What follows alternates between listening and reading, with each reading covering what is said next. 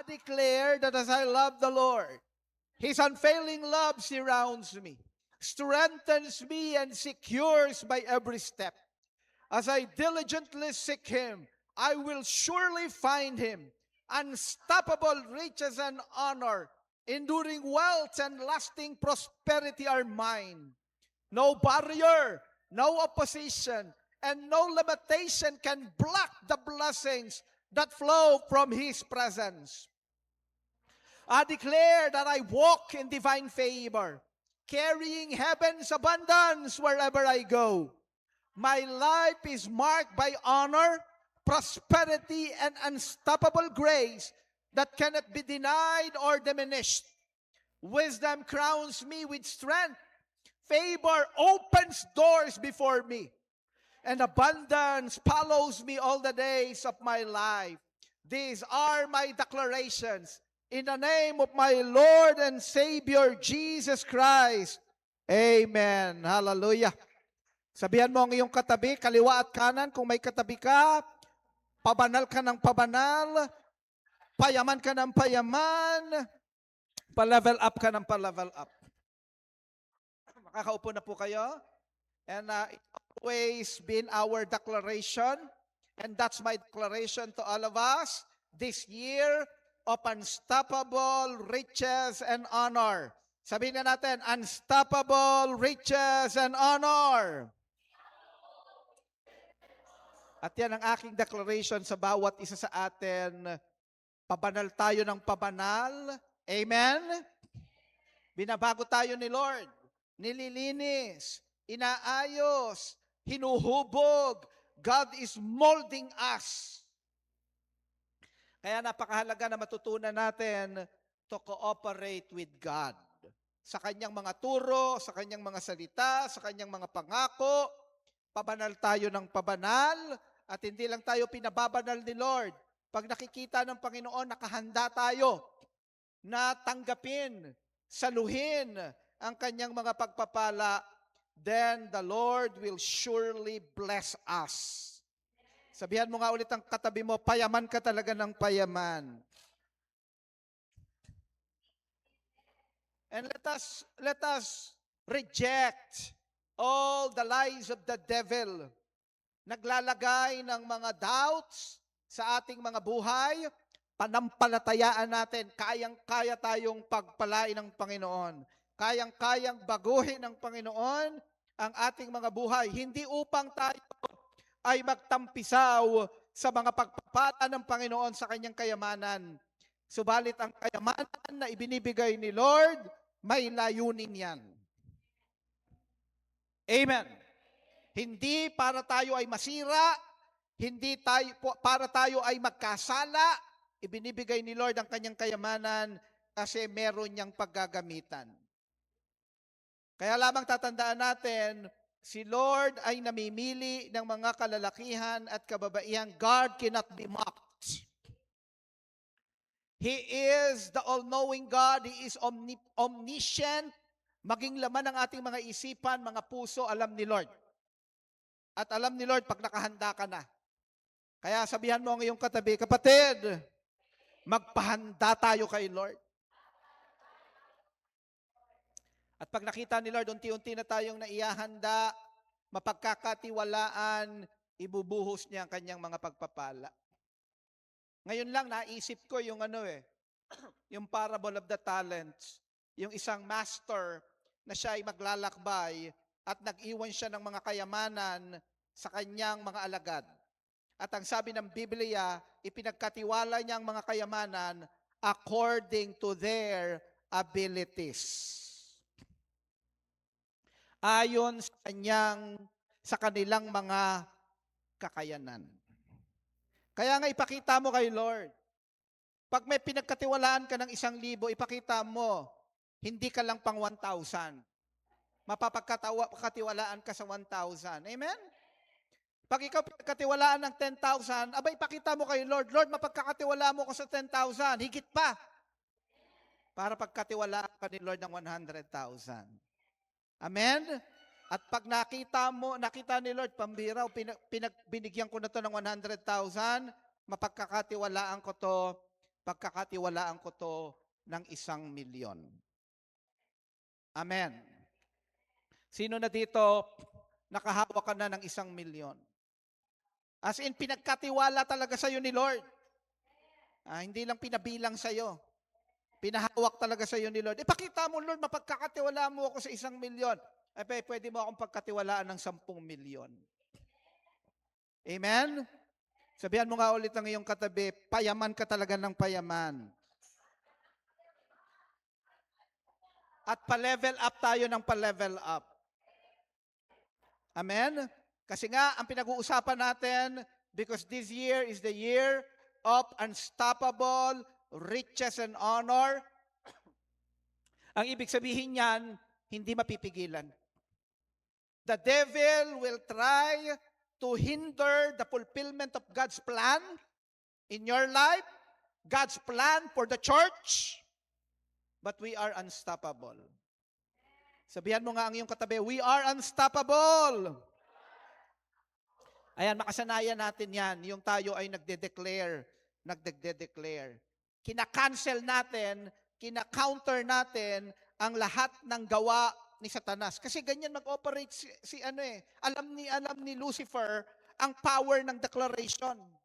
Kaya nga ginagamit niya ang mga demonic spirit of witchcraft to utter negative words, curses, spells, incantations. Tayo na mga anak ng Diyos, kukontrahin natin yon. Tayo naman ang idedeklara natin, mga pangako ni Lord. Amen. Pinangako ng Panginoon. Ang sabi ng Panginoong Jesucristo, ako ay naparito upang kayo ay bigyan ng buhay, buhay na masagana, buhay na ganap, buhay na kasiyasiya. Sa English, I came to give you life more abundantly. Ideklara mo yan. Sinabi yan ng salita ng Diyos. Amen. Sabihan mo nga ang iyong katabi, bagay sa iyo ang buhay na masagana.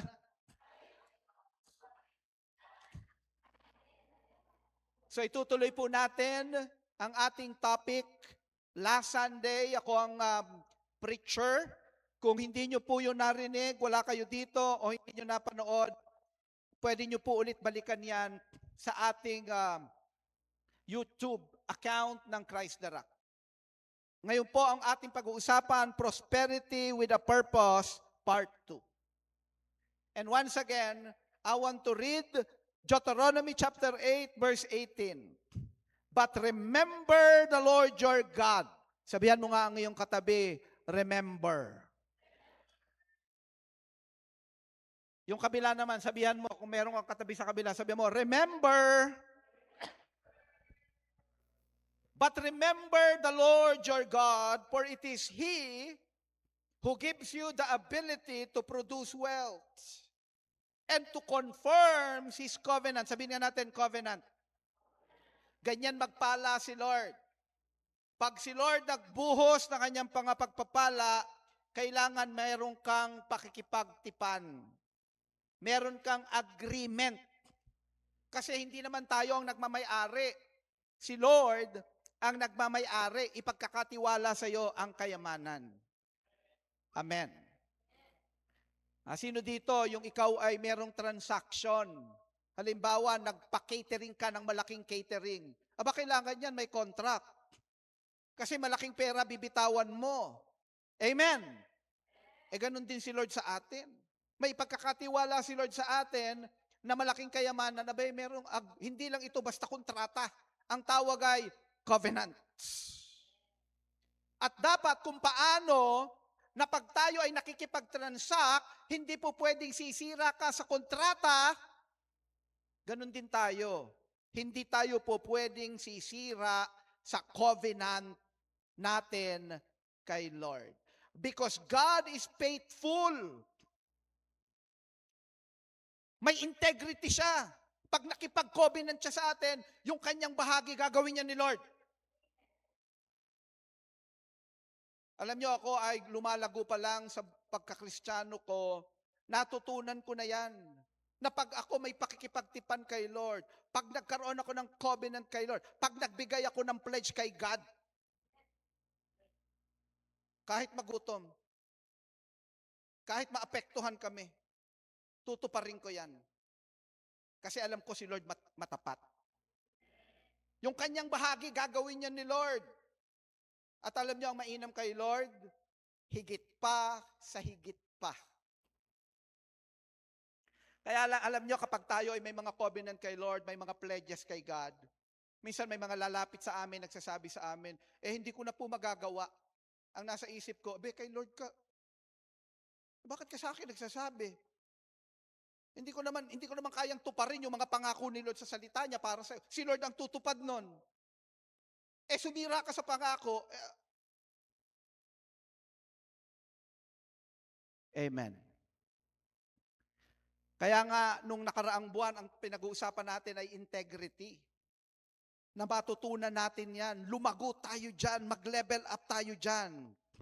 Because our God is the God of covenants. At alam niyo, matapat talaga ang Panginoon. Sa tuwing ginagawa natin yung agreement natin kay God, nararamdaman namin may kakaibang pag-ihip ng mga pagpapala ang Panginoon sa ating mga buhay. Sabihan mo nga ang iyong katabi, kapatid, hindi ka pababayaan ni Lord. Pero dapat maging matapat ka. Amen? Palagi nating naririnig ang Deuteronomy chapter 8 verse 18. Bakit pinapaulit-ulit natin yan? Kasi sa simula pa lang ang sabi diyan, remember. May tendency kasi tayong tao pag nandun tayo sa pagkakataon ng buhay natin na we are really in need, we are desperate, talaga nga naman. Ang itsura natin para tayong mapagkakatiwalaan, nakakita na kayo ng nangungutang? Yung malaking-malaki pangangailangan, talaga nga naman. Parang gagawin lahat, makapagbayad lang ako sa iyo pagdating ng panahon. Pero kapag nakuha na yung utang, maraming tao, hindi naman lahat, sabihan mo nga ang iyong katabi, kapatid, hindi ikaw yon. Sabihan mo yung katabi mo, kapatid, darating ang panahon, hindi ka na mangungutang, ikaw pa ang magbibigay. Lahat ng nananampalataya, pumalakpak ng malakas. Hallelujah!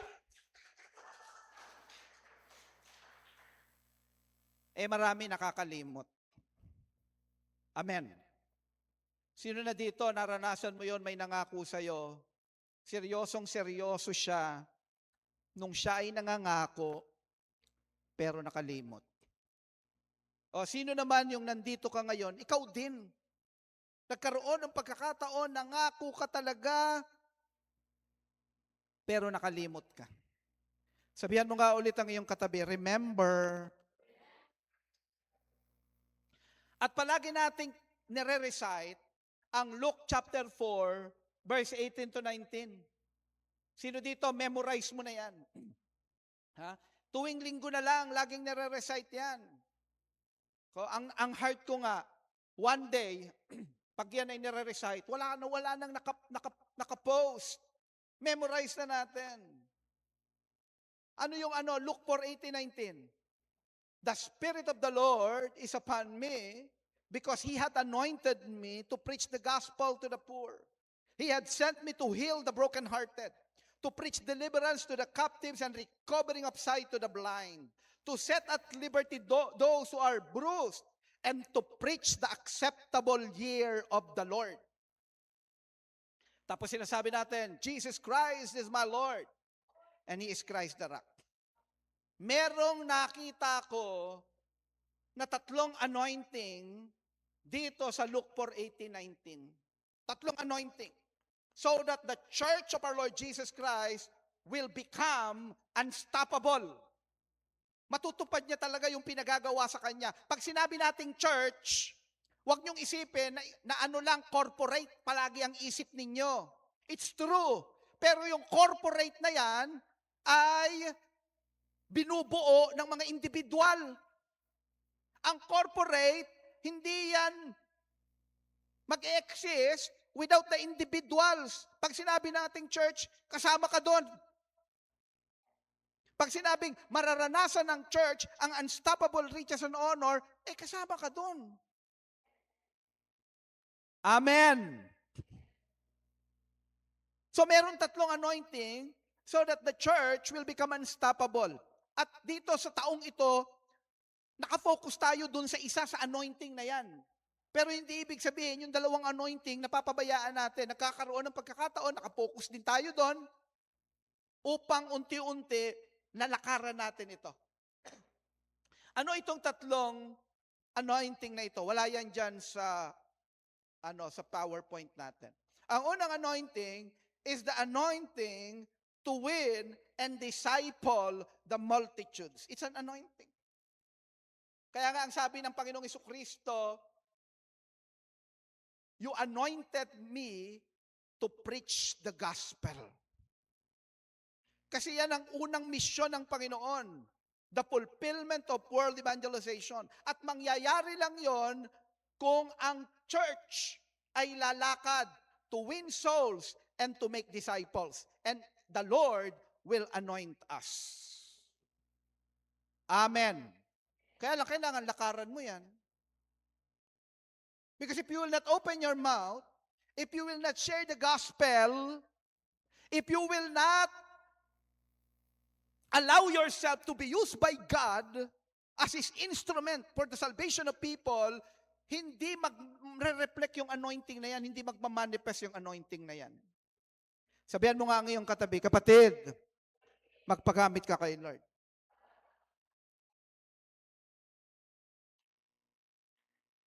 Naalala ko nung ako ay unang nakakilala sa Panginoon, it was 19. Laging sinasabi, 19-dihan nyo na yon. Pero 1990, when I came to know the Lord Jesus Christ, and I was 17 years old. Alam nyo, pag nagsishare ako ng gospel, naalala ko noon, wala masyado akong alam sa mga, kung ano-anong mga doctrine, mga theology. Ang alam ko lang, niligtas ako ng Panginoong Jesucristo sa krus ng Kalbaryo at ang kaligtasan na yan ay regalo. I keep on sharing. Nagugulat ako kasi wala man akong mga alam. Ang alam ko lang, John 3:16. Romans 6:23. And I keep on sharing. Pagkatapos kong mag-share at challenge ko yung mga kausap ko, umiiyak Sabi ko, ano ba nangyayari? Kasi lahat ng mga anak ng Diyos, kung magpapagamit tayo, we are anointed. If you are a child of God, nanampalataya ka na, doon magsisimula yan Isinuko mo ang buhay mo, hindi ito relihiyon. Pero nanampalataya ka at tinanggap mo ang Panginoong Jesucristo bilang Panginoon, Lord, Master. Amen. Amen. Kasi sa panahon natin, hindi tayo gaanong makarelate sa salitang Lord, sa salitang Master. Kasi parang wala na tayong makitang ganong ehemplo sa physical realm. Hindi katulad nung unang panahon, merong totoong master at merong slave. Na pag sinabing, siya ang aking Panginoon, ang ibig sabihin, siya talaga ang lahat sa buhay mo. Nung unang panahon, ang mga alipin, wala silang identity. Pag nagpakilala ang alipin, ako po ay alipin sa pamilya Baro. Ang babanggitin niya, yung pangalan ng Lord niya, ng Master niya. Yun ang kanyang identity. At ang mga alipin ng unang panahon, pagdilat pa lang ng mata niya, ang nasa isip niya na, paano ko paglilingkuran ang aking Panginoon? Pero ngayon, parang lumabnaw yung salitang Panginoon. Tatanungin ko kayo, si Lord Jesus Christ ba talaga ang Panginoon ng buhay mo? May mga pagkakataon nga kahit sa prayer, parang tayo Panginoon. Na may mga pagkakataon, parang tayo ang nag-uutos kay Lord. Lord, kailangan ko nito. Now na. Now na, Lord! Totoo naman na tayo ay tinuturuan ng Panginoon manampalataya sa Kanya, magtiwala sa Kanya, humiling sa Kanya, manalangin. Pero ang unang hakbang, kilalanin mo muna siyang Panginoon ng buhay mo. Amen. You are willing to lay down everything, even your rights. Kasi nga ang feeling mo, alipin ka sa ang Panginoon. Nasa Kanya lahat ng rights. O, ano nyo, mahabang usapin ito kasi sa pagiging alipin, tayo ay patuloy na nile-level up ng Panginoon at tayo na ngayon ay binigyan ng karapatang tawaging ano? Mga anak ng Diyos. Hallelujah. Napakabuti ng ating Panginoon. Pero dapat katulad tayo nung prodigal son na pag lumapit tayo, gawin mo na lang akong isa sa iyong mga alipin. Hindi ako karapat dapat. Pero si Lord, ile-level up kapag ganyan na puso mo. Kaya kailangan kilalanin mo si Lord Jesus na iyong Panginoon. Katulad tayo dapat ni Apostol Pablo, I had been crucified with Christ, and I no longer live, but Christ lives in me. And the life I live in the body, I live by faith in the Son of God, who loved me and gave Himself for me. Ang tingin mo sa sarili mo, patay na.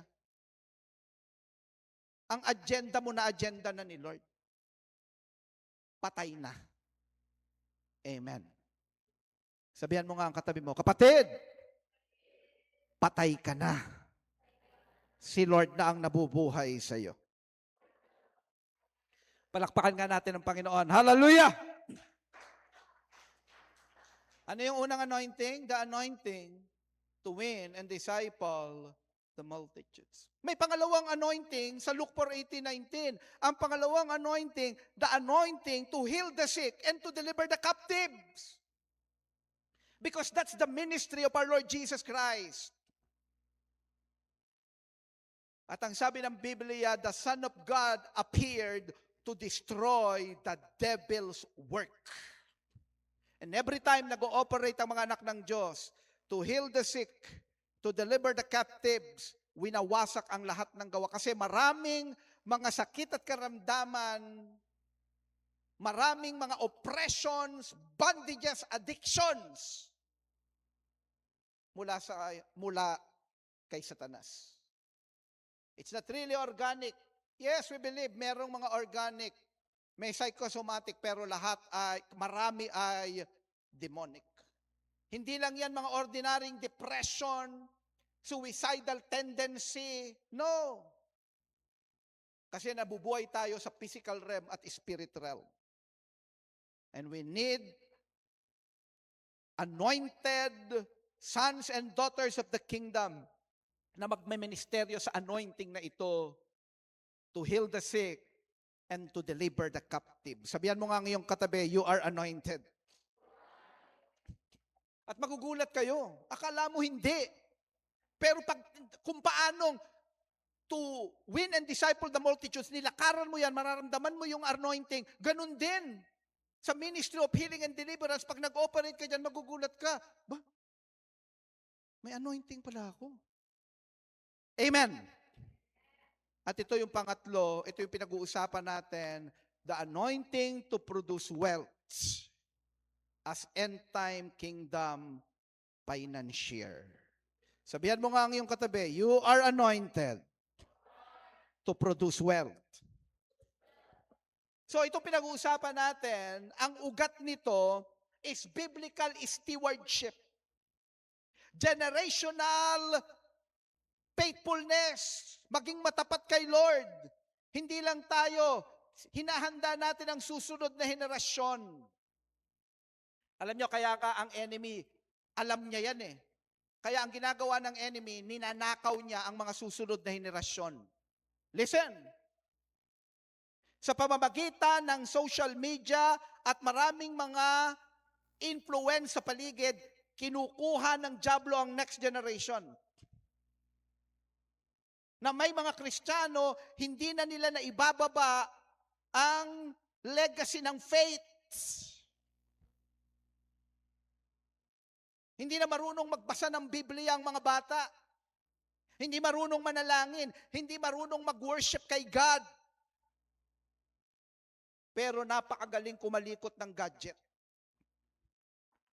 At naituturo ang mga worldly principles sa kanila. Pero pinag-uusapan natin, this is all about generational faithfulness and covenantal blessing of obedience. Na yung pagpapala na pinag-uusapan natin, hindi ito yung mga kalalakihan at kababaihan na para bang gutom na gutom at uhaw na uhaw sa kayamanan. Sabihan mo nga ang iyong katabi, kapatid, pera lang yan. Ang gusto ni Lord, makakita ng mga kalalakihan at kababaihan, uhaw na uhaw, gutom na gutom sa kanyang presensya. At may pakikipag-isa sa kanya. This is all about holiness and honoring. This is not all about prosperity gospel. But prosperity with a purpose. Amen. Ano ba ang purpose ng prosperity? Pinag-usapan natin last time. Mabilis lang. The purpose of prosperity. Number 1, kingdom advancement. Prosperity funds the preaching of the gospel, the building of churches, the fulfillment of world evangelization. Wealth becomes a weapon for revival. Tatandaan natin, pag sinabi natin, ako, pinagpala ng Panginoon ng Christ, darak ng kayamanan, wag mo lang tignan yung corporate view. Pag pinayaman ng Panginoon ng Christ, darak ng ibig sabihin, pinapayaman niya ang mga individual na mga mananampalataya. Sabihan mo nga ang iyong katabi, payaman ka talaga ng payaman. Ang utos ba talaga sa atin ni Lord, world evangelization? Sino ang magpopondo?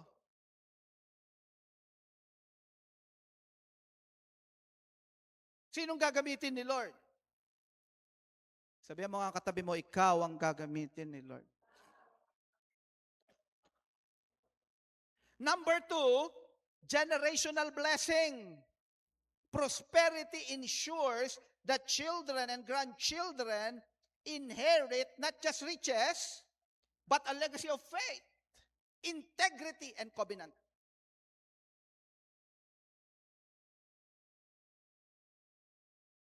Meron kaming kaibigan ngayon na deliverer din, nasa deliverance ministry sila. Nag-post siya about sa agenda ng LGBTQ sa DepEd ngayon.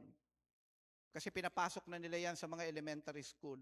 Ang sabi niya, kinakailangan i-rescue natin ang next generation. Kasi magkukreate yun ng confusion. Ang una talagang dapat magturo sa mga kabataan, sa mga bata, ay ang kanilang mga magulang. At isang role ng church ay dalhin ang mga kabataan sa kaalaman sa pag-ibig at paglilingkod sa Diyos.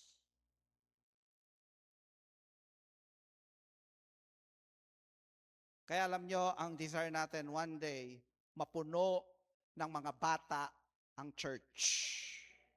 Maituro sa kanila ang mga biblical principles. Kaya lang alam nyo, ang mga tao ngayon, ang pipiliin na convenience. Naku, pag dinala ko yung kapatid ko, napakalikot naman yan. Isasakay ko pa sa jeepney yan, i-commute ko pa yan, gaganon, papakainin ko pa yan. Ganon talaga. Kaya kung ikaw may kapatid ka, may mga kapatid kayong bata, bahagi yan ng iyong ministry.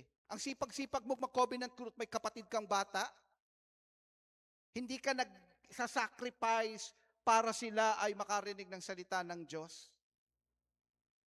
Tapos pag yan ay na-mold ng worldly principles, sa future eternity, paiyak-iyak ka. Nung pagkakataon, kasi sila ang pinakamadaling iwin ngayon. Amen. Madali silang paniwala kung anong ituturo sa kanila. Ituro na natin ang salita ng Diyos. Inunahan tayo ng maraming bagay. Habang lumalaki yan, makakadevelop na yan ng mga values, mga principles na paniniwalaan niya. At kapag dun ka pa lang magbabahagi, sasagot na sa'yo yan. Makikipag-argue na sa'yo yan. Pero nung mga panahon na pwede silang bigyan ng mga biblical truths, hindi mo grinab yung opportunity. Tingnan niyo ako mabuti. One day, mananagot ka kay Lord. Lalo na kung hindi pa Christian mga magulang mo, pero ikaw, nakakilala ka na sa Panginoon, obligasyon mo yan. Kung ikaw naman, magulang ka, nakakilala ka sa Panginoon, huwag mong bigyan, nabanggit ko na ito last time, huwag mong bigyan ng pagkakataon, magdesisyon. Yung mga anak mo, mga bata pa lang yan, you will decide for them. Sinong magulang yung pag sinabi ng anak, ayoko na mag-aral, bata pa lang, sige, gusto kitang bigyan ng pagkakataong mag-decide for yourself. No! Amen. May pamangking ka. Alam nyo, minsan gano'n, yung mga magulang, pag Sunday, kapatid mo, may mga anak, pag kinuha mo yun, tuwan-tuwa pa yun. Makakapahinga sila. Pero ikaw, nagsasacrifice ka for the kingdom. Amen! Sabihan mo nga ang iyong katabi, kapatid, next time, dalhin mo ang mga kapatid mo, ang mga kamag-anak mo, mga pamangkin mo, ang buong angkan mo. Hallelujah. Palakpakan ka natin ang Panginoon. Number 3, empowerment of leaders. Prosperity raises up CEOs and kingdom builders who can influence society with righteousness. Alam nyo ba ang seryosong Kristiyano pinag-uusapan natin dito, Ano to Empowerment of godly leaders. Alam nyo ba yung mga seryoso at matitinong mga Kristiyano, pag pinayaman mo yan, ini-empower mo? Amen. Tanungin mo yung katabi mo, kapatid! Sige, tanungin mo, kapatid, ano kayang magagawa mo pag mayaman ka?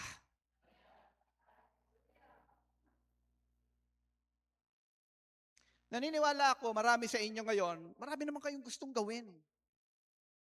Amen. Nalilimitahan. May missing equation. At ano yon?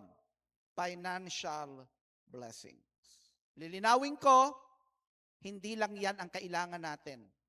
Pero may mahalagang papel na ginagampanan ang financial blessings upang patuloy na magampanan ng church. Magkaroon ng katuparan ang pinagagawa sa atin ng Panginoon. Sabihan mo nga ang iyong katabi, payayamanin ka talaga ni Lord. Take note, ang pinag-uusapan natin ay prosperity with a why? Because God is a God of purpose. Our God is not random or accidental. He is the God of purpose. Every act of creation, every word spoken, every promise given flows from His eternal plan. Lahat ng galaw ng Diyos, lahat ng gawa ng Diyos, lahat ng sasabihin ni Lord, may layunin. Kasi siya nga, omniscient God, omnipotent God. So sa lahat ng kanyang gagawin, ito ay palaging nakaayon sa kanyang magandang plano at layunin. Nothing in your life is wasted because the God who formed you is the God who ordained your destiny. Titigan nyo muna yan. Namnamin nyo. I-observe nyo. Nguyain nyo. Meron kasi akong apo, tinuturuan kong ngumuya. Si Judah Shalom. Pag naglagay ng pagkain yun sa bibig, maya-maya nangihingi na naman. Nilulunok ng nilulunok eh. Sabi ko, apo, nguyain mo naman.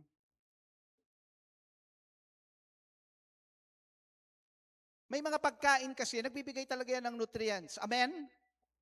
Pero may kakaibang lasa din yan. May mga pagkain nga may aftertaste pa, yung pag minuya mo, ba may lasa palang ganun? Nilunok mo kagad eh. Namnamin mo, ang nais ituro sa iyo ng Panginoon sa umagang ito.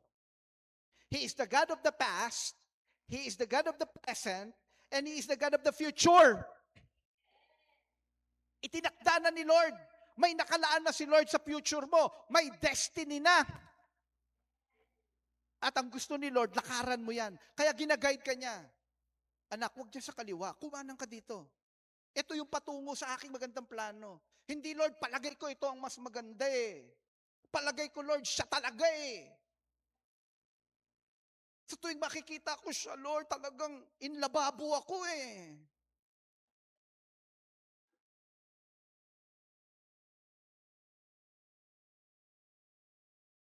Kailangan i-discover natin ano ba yung plano ni Lord. Walang masasayang kung matututo tayong sumunod kay Lord. Amen. Pwede ba basahin natin ang Ephesians chapter 1, verse 11. Madaling tandaan to. Ephesians 1:1:1. Basahin natin sabay-sabay. Ready, read. In Him we're also chosen, having been predestined according to the plan of Him who works out everything. Sabihin natin, everything. In conformity with the purpose. He is the God of purpose. Palaging may layunin si Lord. So bakit ko sinasabi yan? Maging ang kayamanan na ibibigay sa iyo ni Lord. Hindi niya yan basta ibibigay lang. Meron yang layunin. At yan ay ipagkakatiwala ng Panginoon sa church. Tingnan niyo po ako mabuti. Mas bagay sa mga anak ng Diyos ang mayaman kesa sa sanlibutan. Gagamitin lang ng sanlibutan ang kayamanan sa kung ano-anong mga bagay, pero pag yung seryosong anak ng Diyos, gagamitin yan for kingdom's sake. Amen. Sino kaya dito ngayon ang pagkakatiwalaan ni Lord ng kayamanan? Magsabi ng amen. The church is not a gathering of random souls. It is a purposeful assembly. May layunin tayo. Each gift, each calling, each ministry is designed to build up the kingdom, to build up the church. When you serve, you fulfill divine purpose. When you give, you activate heavenly purpose. And God will release supernatural provisions. Pag akala natin kasi may mga Kristiyano, akala nila, naku, pag nagbigay ako ng aking tithes, mawawalan ako. Pag nagbigay ako ng offering, naku, kulang na ang aking budget. Ang hindi natin nalalaman, nakikiisa tayo sa layunin ni Lord at si Lord ang magre-release ng mga blessing sa buhay natin. Amen. Ano ang mas marami? Ano ang mas valuable? Yung mga nasa kamay natin o nasa kamay ni Lord? Yung nasa kamay ni Lord. Kaya lang, kapag tayo ay inuutusan ng Panginoon na magbigay para sa Kanya, sa Kanyang gawain, nagdududa tayo kung kaya talaga tayong pagpalain ng Panginoon. Binanggit ko na ito last time, prosperity without purpose is dangerous. It leads to pride and destruction. But prosperity with purpose leads to multiplication and eternal impact. God prospers not to enrich us alone, but to empower His kingdom. So sino ang mga taong pagpapalain ng Panginoon? Whom God will prosper. Sabihan mo nga ngayong katabi, kapatid, ikaw ang pagpapalain ni Lord. Ngayon, pagpapalain tayo ni Lord kung lalakad tayo sa dalawang bagay na pag-uusapan natin sa umagang ito. Number 1, the people walking in His purpose. Kapag ka ikaw lumalakad ka sa layunin ng Panginoon, pagpapalain ka niya. Alanganin namang pagpalain ka ni Lord, nakikita niya na ang direksyon mo ay salungat sa kanyang plano, sa kanyang layunin. Nakakalungkot kasi may mga Kristiyano lumalakad sa layunin ni Lord, pagkatapos pinagpala ni Lord, kung kailan pinagpala at saka lumihis. Kapatid, nasaan ka na? Busy na po talaga ako, Pastor, because the business is doing well, you know. Malaman-laman mo na bumagsak na yung negosyo. Bakit ganun? Kaya hindi maabot eh. Nasilaw sa 100,000, ay may milyon pa. Amen. Ay may billion pa. Sino dito kayang paniwalaan? Hindi ka lang kayang gawin ni Lord na milyonaryo. Kaya ka pang gawin ni Lord na bilyonaryo. Sabihan mo nga ang iyong katabi, kapatid, pwedeng gawin sa iyo yan ni Lord. Prosperity flows to those aligned with God's will. Kaya nga pinag-usapan natin dito, hindi lang ito yaman eh. Lumalakad pa tayo sa kalooban ni Lord. Marunong pa tayong makinig kay Lord. Ginagamit ba natin yung mga pinagkakatiwala sa atin ni Lord ng tama? Romans chapter 8 verse 28. And we know that all things, sabihin nga natin, all things. One more, sabihin natin, all things. All things work together for good to those who love God, to those who are called according to His purpose. Kahit anong mangyari, kung lumalakad ka sa layunin ni Lord, may mga tao man na pilitin kang hilahin pababa, kumikilos si Lord para sa ikabubuti mo. Ayun yung sinasabi ni Joseph the Dreamer sa kanyang mga kapatid. Gumawa kayo ng masama sa akin, pero ginamit yan ni Lord para sa kabutihan ng marami. Amen. Unstoppable riches and honor. Purpose aligns provision. Pag tayo lumalakad sa layunin ng Panginoon, ina-attract natin ang pagpapala ni Lord sa mga buhay natin. Heaven funds what God ordains. When you walk in His assignment, resources chase you down. I want you to learn that principle. Huwag mong habulin ang kayamanan. Lakaran mo ang layunin ni Lord. Kayamanan ang maghahabol sa iyo. Do the will of God. Do the purpose of God. Tapos sabihin mo sa kayamanan, maghabol kayo sa akin.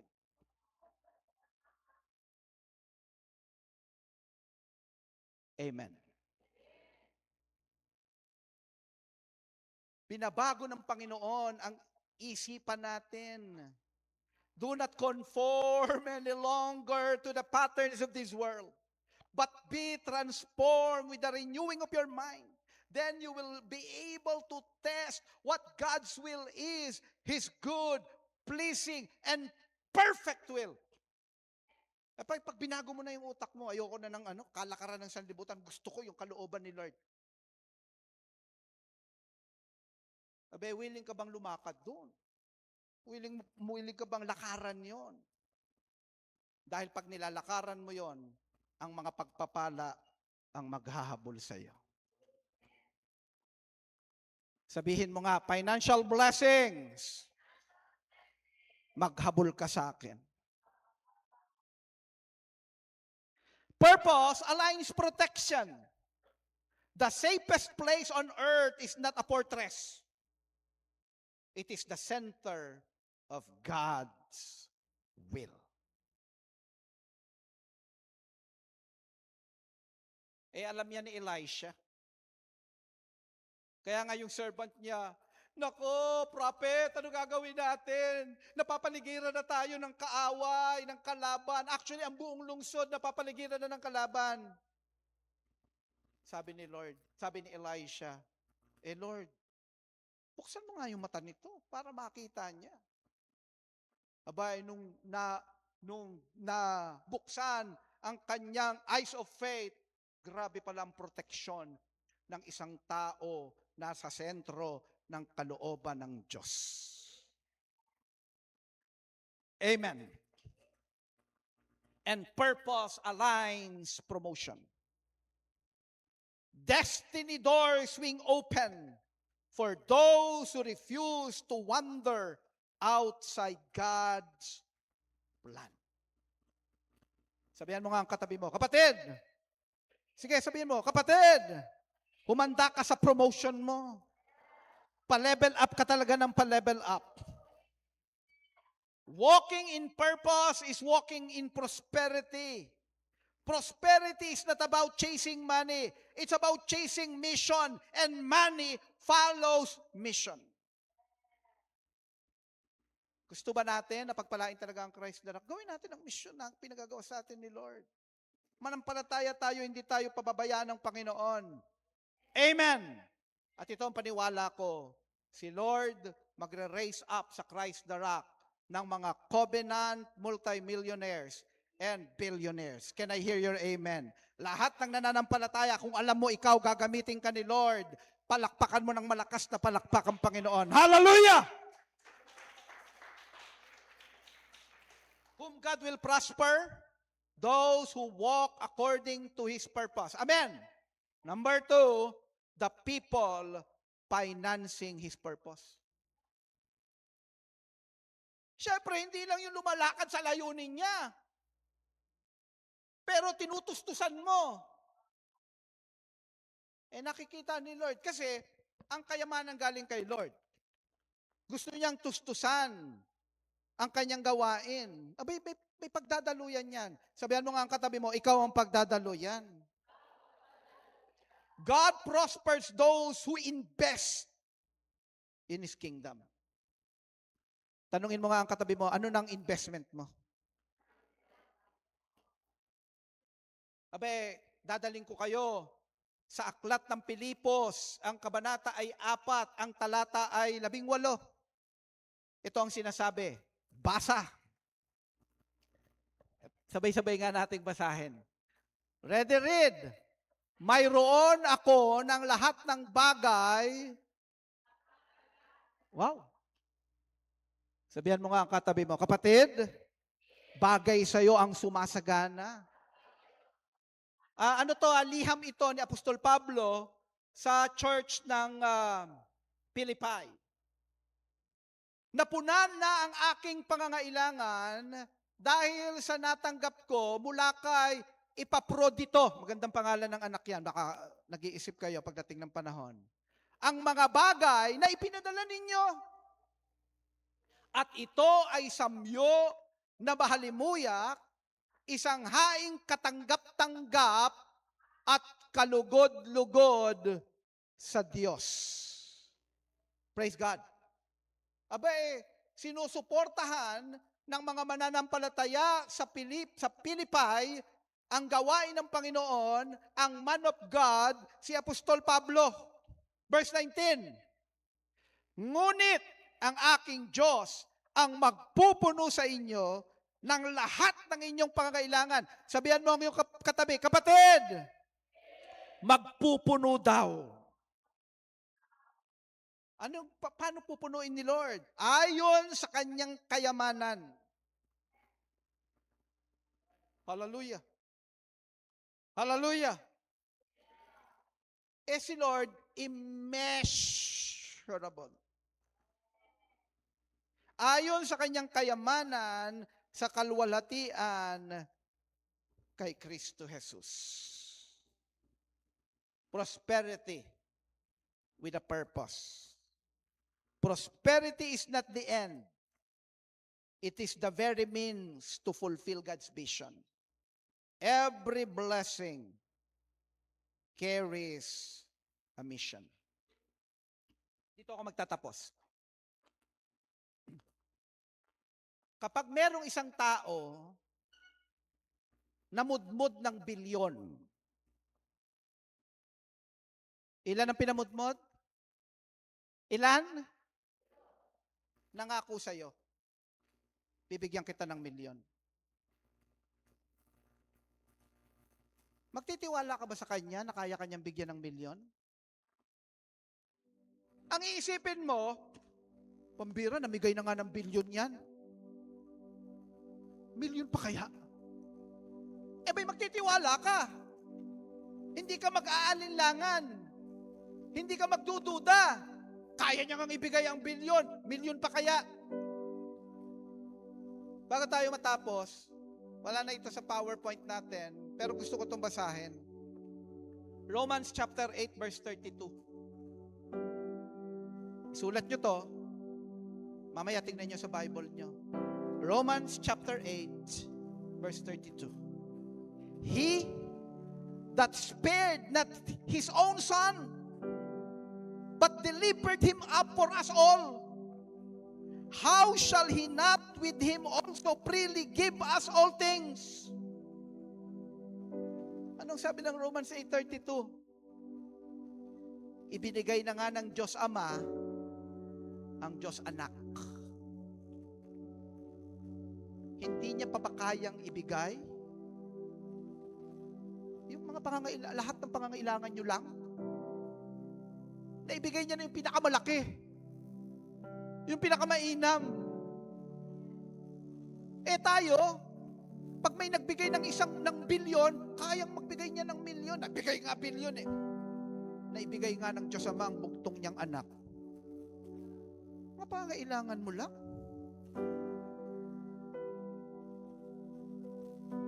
Kayamanan lang ng mundong ito. Do not underestimate God. Ang kayamanan ng mundong ito, kayamanan lang yan. Naibigay na ni Lord ang pinaka-valuable sa lahat. His only begotten Son. That's why every time you pray, alam mo, kayang-kaya yang ibigay ni Lord. Dahil naibigay niya na ang pinakamahalaga sa lahat. Ang pinakakayamanan talaga, ang ating Panginoong Jesucristo. Amen. Huwag nating panghinayangan, gamitin ang mga pinagkatiwala sa atin ng Panginoon para sa kanyang gawain, para sa kanyang layunin. Kayang-kaya tayong pagpalain ng ating Diyos, the God of prosperity. Panginoon Diyos, sa pinakamakapangyarihan sa lahat, marami pong salamat sa mga tinuturo niyo po sa amin, Panginoon. Indeed, this year is the year of unstoppable riches and honor. And this month of July, you are teaching us that prosperity has a purpose. At kami na yung mga anak, the end-time believers, kami ang gagamitin mo sa mga huling panahon na ito, lakaran ng iyong layunin at tustusan ang katuparan ng iyong plano at layunin. Our mission, the fulfillment of world evangelization. Maraming pong salamat, Panginoon. Mag-raise up ka nga po sa Christ the Rock ng mga covenant, multimillionaires, and billionaires, end-time kingdom financiers, anointed disciple makers, deliverers, covenant leaders, church planters, and even pastors, O God, na gagamitin nyo sa mga huling panahon na ito for your glory and for your honor.